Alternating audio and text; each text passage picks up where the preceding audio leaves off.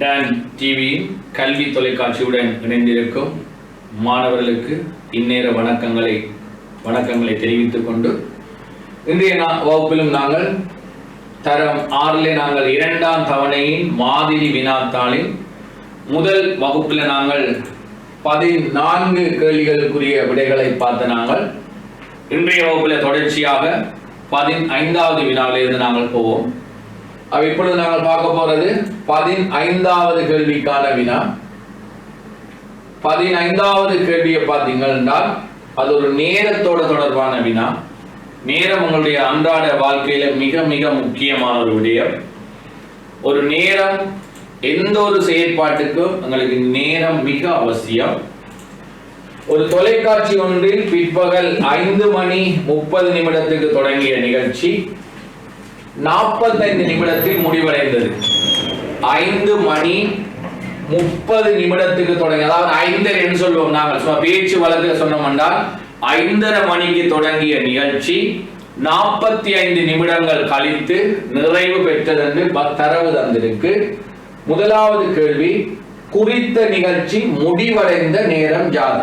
5:30 தொடங்கிய நிகழ்ச்சி 45 நிமிடம் கழிந்து முடிஞ்சிருக்கு என்று சொன்னால் முடிவடைந்த நேரம் நீங்க காணணும் என்று சொன்னால் முடிவடைந்த நேரம் காண்றதுக்கு தொடங்கிய நேரம் 5:30. இது மணி, இது நிமிடம். இந்த நிகழ்ச்சி நடைபெற்ற டைம் 45 நிமிடங்கள்.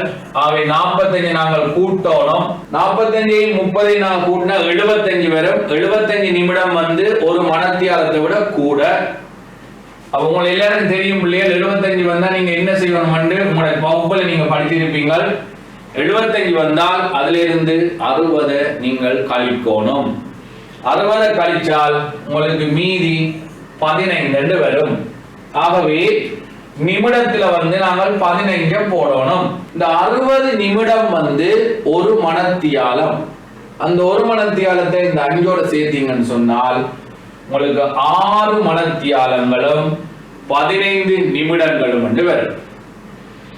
அவை முடிவடைந்த நேரம் என்னன்னு கேட்டால் 5:30 தொடங்கிய ஒரு செய்தி, ஒரு தொலைக்காட்சியில் ஒரு செய்தியா இருக்கலாம், ஒரு டிராமாவா இருக்கலாம், ஒரு நாடகமா இருக்கலாம், அல்லது ஒரு கல்வி நிகழ்ச்சியா இருக்கலாம். அது 45 நிமிடங்கள் நடைபெற்றிருக்கின்றால் 5:30 தொடங்கியது மனக்கணிதமா கூடி பார்க்கலாம். 5:30 இருந்து அங்கால அரை மணத்தியாலத்தை 30 நிமிடங்களை சேர்த்தீங்கன்னா 6 மணி. அங்கால ஒரு 15 நிமிஷம் எக்ஸ்ட்ராவா இருக்கு. அந்த 15 நீங்க சேர்த்தீங்கன்னு சொன்னால் 6 மணி 15 நிமிடம். ஆகவே குறித்த நிகழ்ச்சி முடிவடைந்த நேரம் என்ன? பிற்பகல் 6 மணி 15 நிமிடம். பிற்பகல் ஒரு டாட் போட்டு 6.15 6:15. அந்த நேரத்தை நியம நேரத்தில் தெரிக. அந்த நேரம் என்று சொன்னால் இந்த முடிவடைந்த நேரத்தை நியம நேரம் என்றால் டிஜிட்டல் டைம், 24 மணத்தியால கடிகார நேரம். பொதுவான இடங்கள்ல நீங்கள் ரயில்வே ஸ்டேஷனா இருக்கலாம், ஏர்போர்ட்டா இருக்கலாம், அல்லது பொதுவான இந்த மணிக்கூட்டு கோபுரங்கள் எல்லாம் பார்த்தீங்கன்னு சொன்னால் 24 மணத்தியால கடிகாரம் உங்கள்கிட்ட இருக்கும். நாங்கள் கையில கட்டுற வாட்சை பார்த்தீங்கன்னா அதுலேயும் டிஜிட்டல் டைம் 24 மணத்தியால கடிகாரம் இருக்கும். அந்த கடிகாரத்துல பிற்பகல் 6:15 என்று சொன்னால் பிள்ளைகள், பிற்பகல் 6:15 என்றால் நிச்சயமாக அந்த 6ஓட 12 கூட்டணும். இந்த 6ஓட 12 கூட்டினால் 18 மணி. நியம நேரம் எழுதிக்குள்ள 2 புள்ளி வைக்கணும். 18:15 வரும். 18:15. அப்ப பிற்பகல் 6:15 நீங்கள் நியம நேரத்துல கொடுத்தால் 18 மணி 15 நிமிடங்கள். அத குறியீட்டு முறை இதான் நியம முறைன்னு சொல்றது. அவை நியம முறையில் எழுதிக்குள்ள உங்களுக்கு இந்த 2 அடையாளங்கள் கட்டாயம் போடப்பட வேண்டும். நீங்க இந்த அழகும் போட தேவையில்லை, முற்பகலும் காட்ட தேவையில்லை, பிற்பகலும் காட்ட தேவையில்லை. 12 விட கூடினால் அது பிற்பகல் என்று படிச்சிருக்கிறீர்கள். 12 விட குறைந்தால் அது முற்பகல் என்று நீங்கள் படிச்சிருக்கிறீர்கள். ஓகே தானே பிள்ளைகள்? ஆகவே நேரம் எங்களுக்கு மிக முக்கியம். நேரத்தில் நிமிடத்தில் இருக்கிறது செகண்டுக்கு மாற்றலாம், அல்லது செகண்ட்ல இருந்து நிமிடத்துக்கு மாற்றலாம், மணத்தியாலத்திலிருந்து நிமிடத்துக்கு மாற்றலாம். இப்படி எல்லாம் அழகு மாற்றங்கள் படிச்சிருக்கிறோம். அதோட சேர்த்து நேரங்களை நியம முறையில் எழுதுறது படிச்சிருக்கிறோம். சாதாரண கடிகாரத்தில் இது சாதாரண முறை, இது நியம முறை. 2 முறைகளும் தெளிவாக உங்களுக்கு தெரியும். இது நேரம் தொடர்பான விடை. 16வது கேள்வியை பாருங்க. 31.68 என்ற எண்ணில் இலக்கம் 8 பெருமானத்தை தசமதானத்தில் தருக. இலக்கம் 8 பெருமானத்தை தசமதானத்தில் தருக என்ற கேள்வி. இந்த இலக்கம் 8 எந்த தசமதானத்துக்குரியது என்று பார்த்தீங்கன்னு சொன்னால் அது 2ஆம் தசமதானம். இலக்கம் 8 என்பது 2ஆம் தசமதானம். 2ஆம் தசமதானம் என்று சொன்னால் அதன் இடப்பெருமானம் 100இன் பங்குகள். 100இன் பங்குகள் என்று சொன்னால் 0.00 என்று வரும். ஆகவே 0.08 31.61 என்ற எண்ணின் இலக்கம் 8 பெருமானத்தை தசமத்தில் தருக என்று சொன்னால் 0.08 100இன் பங்கு. இந்த 6 என்ற எண்ணுடைய இடப்பெருமானத்தை தசம எண்ணாக தர சொல்லி கேட்டிருந்தால் 0.6 என்று போட்டிருப்பீங்க. இந்த 6க்குரிய பெருமானத்தை உங்கள்ட்ட கேட்டிருந்தால் நீங்க அதுக்கு கொடுத்திருக்க வேண்டிய விடை 0.6 என்று வரும். இது 10ல் 1, இது 10ல் 1, 8 என்றது 100ல் 1. ஆகவே 100 இடத்துடைய இடப்பெருமானம் கேட்டால் 0.08 என்று வரும். 17வது கேள்வியை பாருங்க. 17வது கேள்வி பிள்ளைகள், சமவெளி பின்னத்துக்கு பொருத்தமான எண்ணை இந்த வெற்றிடத்தில் நீங்கள் எழுதும். சமவெளி பின்னம் என்று சொன்னால் ஒரு பின்னத்தின் பகுதி எண்ணையும் தொகுதி எண்ணையும் ஒரே எண்ணால் பெருக்குவதன் மூலம் பெறப்படும் ஒரு பின்னம்தான் சமவெளி பின்னம். ஒரு பின்னத்தின் பகுதி எண்ணையும் தொகுதி எண்ணையும் ஒரே எண்ணால் பெருக்குவதன் மூலம் பெறப்படும் பின்னம் சமவெளி பின்னம். அவை இங்க தந்திருக்கிற சமவெளி பின்னத்தை நாங்கள் பார்க்க போறோம். தந்திருக்கிற சமவெளி பின்னம் 5ல் 2க்குரிய சமவெளி பின்னத்தை நீங்கள் காணணும். 5 3ஆல பெருக்கினால் 15 வரும். 5 தரம் 3 15. ஆகவே இந்த மேலே இருக்கிற 2ஐயும் 3ஆல பெருக்கினீங்கன்னு சொன்னால் உங்களுக்கு கிடைக்கிற சமவெளி பின்னம் 15ல் 6 என்று வரும். இது எப்படி வந்தது?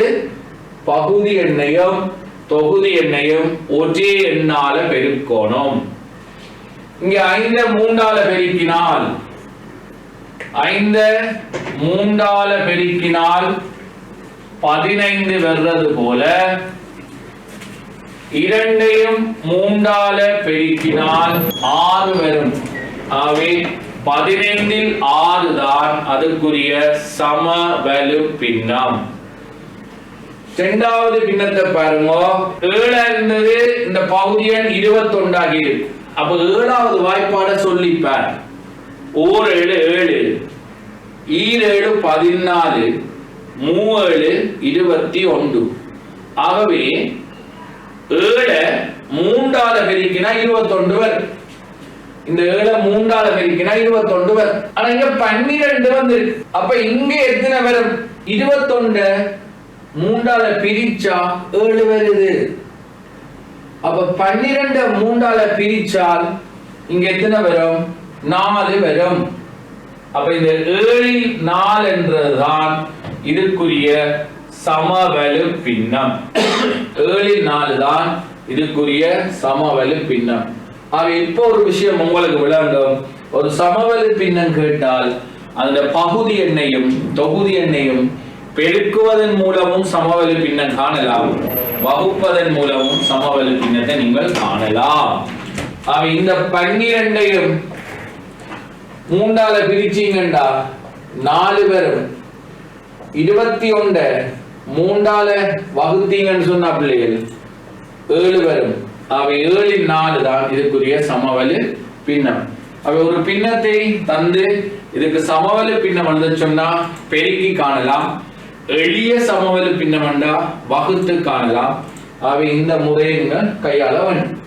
18வது கேள்விக்கு போனால் 3.67 அதாவது தசம எண்களை தந்து அந்த எண்களை ஏறு வரிசையில் எழுதுக. உங்களுக்கு தந்திருக்கிற தசம எண்களை ஏறு வரிசையில் எழுத சொல்லியிருக்கு. ஏறு வரிசை என்ன? ஒரு வீட்டு மாடிப்படி நீங்க ஸ்டெப்ஸ்ல அப்ஸ்டேருக்கு மேல போகணும், ஏறி ஏறி போவீங்க. சின்னல இருந்து பதிவிலிருந்து உயர்ந்து போனால் ஏறு வரிசை, மேலிருந்து இறங்கி வந்தால் இறங்கு வரிசை. ஏறு வரிசை என்று சொன்னால் சிறிய எண்ணிலிருந்து பெரிய எண்ணுக்கு நீங்கள் அடுக்கி கொண்டு போகணும். படிப்படியாக நாங்கள் உயர்ந்து போனால் அது ஏறு வரிசை. 3.67 3.09 4.2. இங்க பாருங்க பிள்ளைகள், இந்த விஷயத்துல பாருங்க, முதலாவது நீங்க கவனிக்கணும். இதுல இருக்க முழு எண்களை பாருங்க. இந்த முழுவன் 3, அடுத்த எண்ணில் இருக்கிற முழுவன் 3, அடுத்த இருக்கிற முழுவன் 4, அடுத்ததுல இருக்கிற முழுவன் 2. நாங்கள் இப்ப காணணும் ஏறு வரிசை. ஏறு வரிசைன்னா குறைஞ்சதுல இருந்து கூடியது. 2 பெரிதா 4 பெரிதா 3 பெரிதா 3 பெரிதான்னு பார்த்தால் 4 தான் பெரிது, 2 சின்ன. முதலாவது இலக்கம் 2.87. இது முழு எண்ணை வச்சு கண்டுபிடிச்சிட்டோம். 2 3 4 என்ற முழு எண்கள் அந்த கணக்கில் இருக்கு. அவை 2 தான் மிகவும் குறைஞ்ச பெருமானம். தசத்தை பற்றி இனி கதைக்க தேவையில்லை. 2.87. சரிதானே? இப்ப அடுத்த இலக்கத்தை பாருங்க, 3 3 4. அப்ப 3 தான் அடுத்தது அவரோன் தெரியும். ஆனால் இந்த 3ல நீங்க பாருங்க 3.67 இருக்கு, 3.09 இருக்கு. இது ரெண்டுக்குள்ளே நாங்கள் இப்ப பிரிக்கணும், எது சின்ன எது பெருசு. அப்படி பிரிக்க நாங்க பார்த்தா இடப்பெருமானத்துக்கு வரும். இந்த முதலாவது இடப்பெருமானத்துல 6, அடுத்த இடப்பெருமானத்துல 0. 6 பூஜ்ஜியமா பெரிது என்று பார்த்தா 6 தான் பெருசு. அப்ப பூஜ்ஜியம் சின்ன. அப்ப பூஜ்ஜியத்தோட வாரதான் அடுத்த பெருமானமா நாங்கள் இனம் காண போறோம் 3.09. அப்ப ஏறு வரிசையில் எழுதுற அடுத்த இலக்கம் 3.09. அதுக்கு பிறகு வடிவா தெரியும் 3.67 4.25 பெர்சென்ட் கேட்டால் அது முழுவனோட முன்னுக்கு இருக்குது. ஆகவே ஒரு மாணவன் இலகுவாக உங்களை போல கெட்டிக்காரட குயிக்கா கண்டுபிடிச்சிடுவான். அப்படி கண்டுபிடிச்சால் உங்களுக்கு வார விடை 3.67 4.25. இது ஒரு தசம எண்ணை ஏறு வரிசைப்படுத்துகிற விடம். அப்ப தசம எண்ணை நீங்கள் ஏறு வரிசைப்படுத்த கவனிக்க வேண்டிய விடயங்கள் என்னன்னு சொன்னால் அவற்றின் இடப்பெருமானங்களை கவனிக்கணும். முழு எண்களை வச்சு சிந்திச்சு பாருங்க. முழு எண்களை வச்சு நீங்கள் அதை கண்டுபிடிக்க இயலும் என்றால் அவையை முழு எண்களோட கண்டு போட்டு அதுக்கு பிறகு இடப்பெருமானங்களை வச்சு காணலாம். அப்படி கண்டு வாரதுதான் தசம எண்ணை ஏறு வரிசைப்படுத்துற. ஓகே, அப்படியே விளங்கி இருக்குதா? இப்ப 19வது கேள்விக்கு நாங்கள் போவோம்.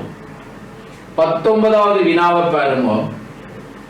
2,26,027 என்பது இலக்கத்தில் இருக்கு. இது நாங்கள் இப்ப தரம் 6ல இருக்கிறோம். பெரிய எண்கள் என்ற ஒரு அலகுல படிச்சு இருக்கிறோம். பெரிய எண்களை இலகுவாக நாங்கள் வாசிக்கிறதுக்கோ எழுதுறதுக்கோ அந்த எண்களை வலயங்களாக பிரிக்க வேண்டும் என்று படிச்சிருக்கிறோம். அப்படி வலயங்களாக பிரிக்கக்குள்ள 4 வலயங்கள் இருக்கும். நீங்க சொல்லுவீங்க நினைக்கிறோம் பிள்ளைகள்.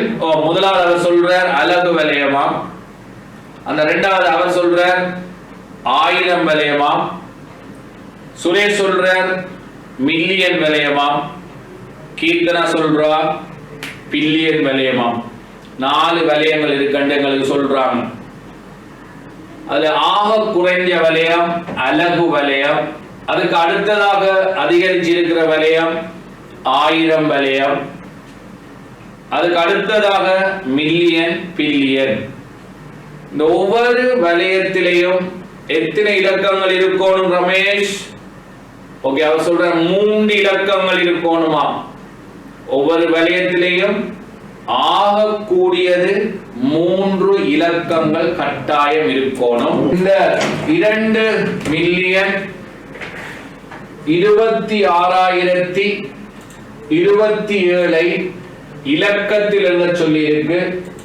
இந்த இலக்கத்தில் எழுதுறதுக்கு உங்களுக்கு ஒரு முக்கியமான வேலை என்னன்னு சொன்னால், அந்த வலயங்களை நீங்கள் முதல் குறிக்கோணும். அந்த வலயங்களை நீங்கள் குறிக்கக்குள்ள ஒன்று அலகு வலயம், 1000 வலயம், மில்லியன் வலயம், பில்லியன் வலயம். 4 வலயங்கள். அலகு வலயங்கள்ல 1, 10, 100 வரும். 2 மில்லியன், 2 மில்லியன். இந்த பில்லியன்கள்ட்ட இல்ல, அதை விடுவோம். 2 மில்லியன் மில்லியன்ல 2 போடுவீங்க, அவ்வளவுதான். 2 மில்லியன். 1000 வலயத்துக்குள்ள பாருங்க 26,000 சில புள்ளிகள் என்ன செய்வான் 26 மட்டும் போட்டுருவாங்க. ஆனா ஒரு வலயத்துல 3 இலக்கங்கள் கட்டாயம் வரணும். இதுக்கு முன்னுக்கு நீங்கள் 0 கட்டாயம் போடணும். அவ 0 26 26,000. அங்கே அலகு வலயத்துல 27 27 இருந்தால் இங்க நாங்கள் 27 மட்டும் போட்டோம்னால் அங்கேயும் நாங்கள் பிளவுறோம். அப்ப என்ன செய்யணும் பிள்ளைகள்? அந்த 27க்கு முன்னுக்கு ஒரு 0 நாங்கள் போடணும். அப்ப முன்னுக்கு ஒரு 0 சேர்த்த மாதிரி இருந்தால் இப்ப நாங்கள் எழுதின சரி 2 மில்லியன் 26,027 வரும். இதுதான் பெரிய எண்களை, சொற்கள்ல தார பெரிய எண்களை இலக்கத்தில் நீங்கள் எழுதுற முறை, அல்லது இலக்கத்தில் தார எண்களை சொற்களாக எழுதுற முறை. இரண்டுக்கும் உங்களுக்கு தெரிஞ்சிருக்கணும். என்ன சொன்னால் வலயங்களை பற்றி தெரிஞ்சிருக்கணும். அலகு வலயம், 1000 வலயம், மில்லியன் வலயம், பில்லியன் வலயம். இந்த கேள்வியில மில்லியனுக்குரியதான் இருக்கே தவிர பில்லியனுக்குரிய இடம் இல்லை. ஆகவே பில்லியன் எங்களுக்கு தேவையில்லை. தேவையில்லைன்னா அதை நான் டிலீட் பண்றேன். இப்ப எங்களுக்கு மில்லியன் 1000 அலகு வலயம் தான் தேவை. அதன்படி 2 மில்லியன் 26,027 வரும். ஓகே, இப்ப இந்த மாதிரி வினாத்தாளின் பகுதி 1 இறுதி வினா 20வது கேள்வி. உருவில் உள்ளவாறு 4 அடுக்குகளினால் சதுரமுகிகள் அடுக்கப்பட்டுள்ளன. 4 அடுக்கில் அடுக்கி இருக்கு. இவ்வாறு 8 அடுக்குகள் செய்வதற்கு ஒரு யோசிக்கிறவர்கள் என்ன செய்வான்? இதை எண்ணுவான் சதுரமுகியை. 1 2 3 சதுரமுகி, 3 சதுரமுகி. அங்கால பாருங்க, மேல 2 சதுரமுகி, அதுக்கு மேல 1, அதுக்கு மேல 1. இல்ல கவுனிங்க எத்தனை சதுரமுகி அடிக்கிறதுன்னு பாருங்க. இந்த லைன்ல 4, அதுக்கு மேல 3, அதுக்கு மேல 2, அதுக்கு மேல 1. ஆகவே இது ஒரு முக்கோணி எண்.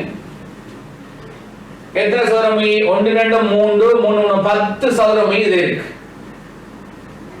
இப்ப உங்களோட கேள்வி 8 அடுக்கு அடுக்கோணம். சிலாக்கள் யோசிச்சு என்ன செய்வீங்க? 4 அடுக்குக்கு 10 தேவை என்ன, 8 அடுக்குக்கு 20 தான தேவை என்று உடனே போட்டு விட்டுறீங்க. அப்படி நீங்க போடக்கூடாது. இது முக்கோணி எண்ணோட தொடர்பான விடயம்.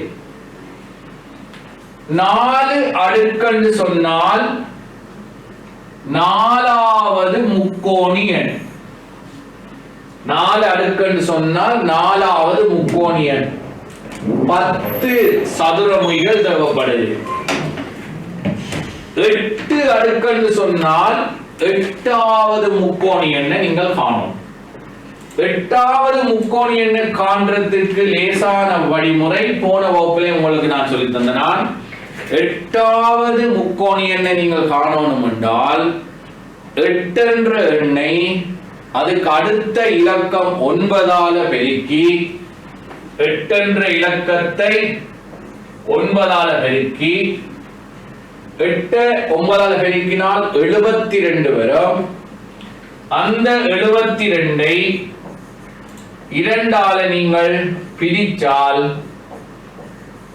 36 சதுரமுகிகள் எங்களுக்கு தேவை. இந்த மாதிரியான ஒரு அடுக்கை உருவாக்குவதற்கு 4 அடுக்கை உருவாக்க 10 சதுரமுகிகள் தேவைப்பட்டது. ஆனால் 8 அடுக்குகளை உருவாக்க 36 சதுரமுகிகள் எங்களுக்கு தேவை. அது என்ன கோலத்தில் இது வருது? முக்கோணி எண் என்ற கோலத்தில் வருது. அப்ப 8வது முக்கோணி எண் என்று கேட்டால் 8 அதுக்கு அடுத்த 9ஆல பெருக்கி அதில வார விடையை நீங்கள் 2ஆல வகுக்க வேண்டும். அப்படி வகுத்தீங்கன்னு சொன்னால் உங்களுக்கு வார விடை 36. அவை முதலாவது பகுதியில் இருக்கிற 20 வினாக்களை நாங்கள் இப்ப பார்த்திருக்கோம். தொடர்ந்து நாங்கள் இந்த வினாத்தாளின் பகுதி 2க்குரிய வினாக்களை நாங்கள் இப்ப பார்க்க போறோம். பகுதி 2க்குரிய வினாவில ஏனும் 5 வினாக்களுக்கு விடை தர வேண்டியிருக்கு. நீங்க விருப்பமான 5 வினாக்கள் செய்ய பொழுதும் எங்களுக்கு இலகுவாக தெளிவாக நல்ல பயிற்சியில உள்ள வினாக்களை முதலாவது செய்யணும். அப்படி செய்து போட்டு நேரம் இருக்குமா இருந்தால் அந்த மிச்சமா இருக்கிற கேள்விகளை நீங்க செய்யலாம். அப்படி இல்லை நாங்கள் 5 தான் செய்ய போறோம் என்ற 5 கேள்வியையும் தெளிவாக வடிவாக செய்ய வேண்டும். இப்ப நாங்கள் முதலாவது பகுதி 2ல முதலாவது கேள்வியை பார்ப்போம். முதலாவது கேள்வியில ஏ பிரிவு பாருங்க. 2 பிரிவு ஏ பி என்று இருக்கு. ஏல ஒரு எண்களை ஒரு கூட்டமாக தந்திருக்கு. எண்கள் ஒரு கூட்டமாக உங்களுக்கு தரப்பட்டிருக்கு. இந்த தரப்பட்டவற்றை A, B என 2 கூட்டங்களாக பிரிக்கட்டும். அப்ப இதுக்குள்ள இருக்கிற இந்த எண்களை நாங்கள் 2 கூட்டங்களாக பிரிக்கணும் என்றால் எந்த பண்பில எந்த அடிப்படையில நாங்க பார்த்தால் இல்ல சில எண்களை பார்த்தீங்கன்னு சொன்னால்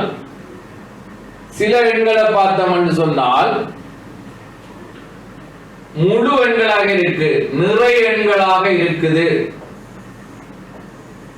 இந்த 4 எண்களும் நிறைய எண்கள். அவன் ஒரு பிள்ளை என்ன செய்வான்னு சொன்னால் டக்கண்டி இதை 2ஆ பிரிப்பான். இதுக்குள்ள நிறைய எண்களை போடுவான். 1 3 6 10. மற்றதெல்லாம் பின்னங்களாக இருக்கு. 4 1 அடுத்தது 2 1. அப்ப 4 1 2 1 4 3 2 கூட்டங்களாக நாங்கள் பிரிச்சிட்டோம். A ஒரு கூட்டம், B ஒரு கூட்டம். ஏபி ஆகியவற்றுக்கு பொருத்தமான பெயர்களை தருக. இப்ப என்ன வகையை நாங்கள் பிரிச்சோமோ அந்த பெயரை கொடுத்தோம்னா ஓகே. 1 3 6 10 என்றது நிறை எண்கள், இது பின்னங்கள். இது நிறை எண்கள், இது பின்னங்கள் என்று கொடுத்தோம்னா ஓகே, எங்களுக்கு முடிச்சு. பொருத்தமான ஏபி ஆகியவற்றுக்கு பொருத்தமான, அப்ப இதுக்கு பொருத்தமான விடை இது நிறை எண்கள், இவை பின்னங்கள். நிறை எண்கள், பின்னங்கள். அவை ஒரு கூட்டத்தை நாங்கள் அந்த பண்புக்கு ஏற்ற விதமாக 2 வகையா பிரிச்சிருக்கிறோம். ஒன்று நிறை எண், மற்றது பின்னம். அப்ப ஏக்கு நிறை எண் என்று போட்டிருக்கிறோம், பிக்கு பின்னம். சில பிள்ளைகள் இங்க பின்னத்தை போட்டு அங்க நிறை எண்ணை போடுவாங்க. அதுக்கேற்ற மாதிரி ஏக்கு என்ன விட வரும், பிக்கு என்ன விட வரும் என்று நீங்கள் எழுதுவீங்க. இதுல உள்ள அடுத்த வினாவை பாருங்க. கூட்டம் ஏயில் உள்ளவற்றை ஏறு வரிசைப்படுத்துக. மிக லேசான விடயம். இதுக்குள்ள இருக்கிற இலக்கம் அவ்வளோத்தையும் நீங்கள் ஏறு வரிசையில காட்டணும். ஏறு வரிசையில காட்டினால் 1 3 6 10 வரும்.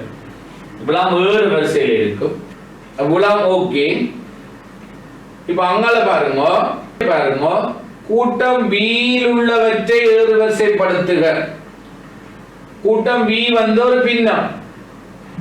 அந்த பின்னத்தை நாங்கள் ஏறு வரிசைப்படுத்தணும். கூட்டம் பியில எங்கள்கிட்ட இருந்தது 4 1 2 1 4 3 அது ஏறு வரிசையில வரும். நடைமுறையில் நாங்கள் சொன்னோம்னா கால் அரை முக்கால், கால் அரை முக்கால். இது எழுதினாங்கள் 1 3 6 10. இது ரெண்டையும் சார்பாக வச்சுதான் உங்களுக்கு 5வது வினா கேட்கப்படுது. வினா 3லும் 4லும் நீங்கள் ஏறு வரிசைப்படுத்தவற்றை ஒரு எண்கோலமாக கருதினால், இவை எண்கோலமாக இருந்தால் அடுத்து வரக்கூடிய ஒவ்வொரு உறுப்பையும் எழுதட்டாம். இந்த எண்கோலத்துக்கு வரக்கூடிய உறுப்பு என்னன்னு பார்க்கணும். இந்த எண்கோலத்துக்கு வரக்கூடிய இதுக்கு வரக்கூடிய உறுப்பு என்னன்னு பார்த்தால் 1 3 6 10. ஆகவே அடுத்தது உங்கள் எல்லாருக்கும் தெரியும் பிள்ளைகள் 15 வரும். 1ஓட 2 கூடுது, 2ஓட 3ஓட 3 கூடுது, 6ஓட 4 கூடுது. ஆகவே 10ஓட 5 கூடும். 10 5 15 வரும். அல்லது இது ஒரு முக்கோணி எண் என்று அறிவு தெரிஞ்சவன் உடனே என்ன செய்வான், 1 3 6 10 என்றால் அடுத்த முக்கோணி எண் 15 வரும் என்று அந்த வகையிலே இதுக்கு போடலாம். இதுக்குரிய அடுத்த பின்னம் என்னன்னு கேட்டால், இது கால், இது அரை, இது முக்கால். ஆகவே அதுக்கு வர வேண்டிய விடை என்னவா இருக்கும், 1 வரும். கால் அரை முக்கால் 1. ஏன் இது ஒரு எண்கோலமாக வந்தால், எண்கோலம் என்றால் ஏதாவது ஒரு தொடர்பு இருக்கும். அது என்ன தொடர்பு நீங்க பார்த்தீங்கன்னு சொன்னால், அது கால் அரை முக்கால் என்று ஒவ்வொரு 4 1 கால் காலா கூடி போது முக்காலோட காலை சேர்த்தீங்கன்னா ஒரு முழுமை வரும். ஆகவே அதுக்கு 1 விட வரும். இவ்வளவுதான் முதலாவது கேள்வி. 2ஆம் வினா பகுதியில முதலாவது கேள்விக்குரிய விடைகள். இந்த விடை அவ்வளவு நீங்க சரியா உங்களுக்கு 12 புள்ளிகள் கிடைக்கும். இப்ப 2வது கேள்விக்கு போறோம். 2வது கேள்வியை நாங்கள் பார்க்க போறோம். பின்வரும் ஒவ்வொரு தள உருவம் குறிக்கும் பெயரை எழுதுக. இதுல ஒரு தள உருக்கெல்லாம் பிரிச்சிருக்கு. இந்த பிரிக்கப்பட்ட தள உருக்களுக்கு உங்களுக்கு பெயர் தந்திருக்கு. அந்த பெயரை நாங்கள் எழுத போறோம். ஏபிசிடிக்கு என்ன பெயர் என்று ஏபிசிடி என்ற தளவுரு எதென்று பார்த்தீங்கன்னா, ஏ பி சி டி ஒரு செவ்வகம். இந்த பெரிய தளவுரு என்ன வடிவம் என்று கேட்டால் உடனடியாக எல்லா பிள்ளைகளும் நீங்கள் எழுதுவீங்க செவ்வகம் என்று வரும். பிசிடி பிசிடி என்ற ஒரு ஐடியா வரைக்கும் 3 எழுத்து வருதுன்னா உடனடியாக ஒரு பிள்ளை டக்குனு முக்கோணி என்ன போட்டுருவாங்க. பிசிடி 3 இலக்கம் வருதுன்னா உனக்கு தெரியும் முக்கோணி. அங்க BCD பாருங்க. BCD முக்கோணி, 3 பக்கங்கள். அவை BCDக்கு பெயர் முக்கோணி. ABEF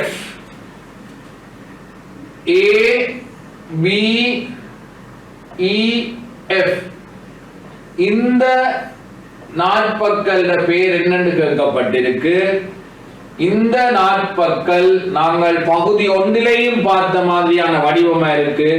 அங்க நான் சொல்லி தந்தேன் அது சரிவகம் உண்டு. ஓகே, அப்ப இதுக்கு விடை சரிவகம்.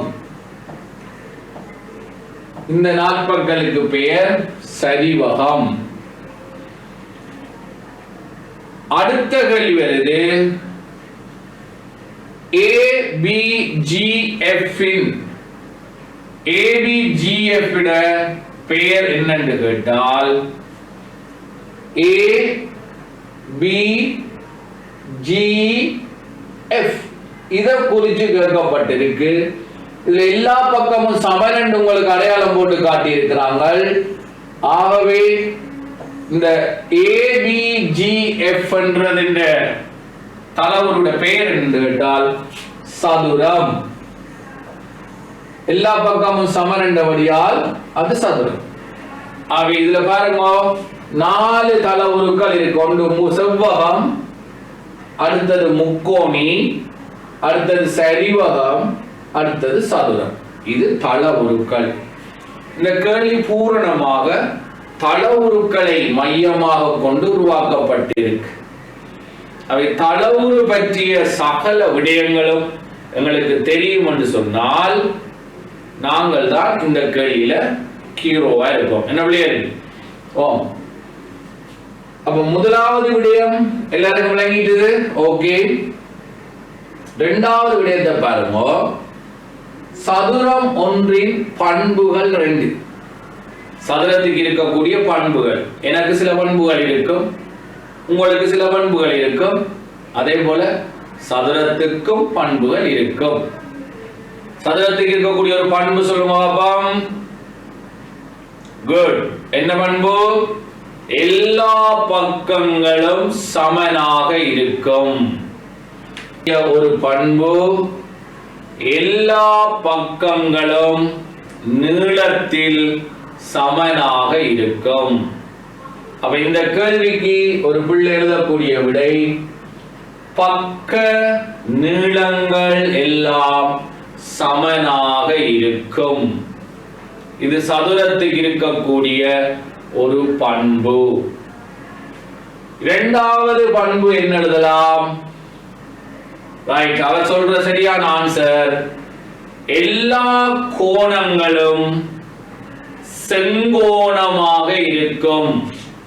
ஒரு சதுரத்திட எல்லா கோணங்களும், இங்க பாருங்க, ஒரு சதுரத்திட இந்த கோணங்கள் எல்லாத்தையும் நாங்கள் சொல்றது செங்கோணம்.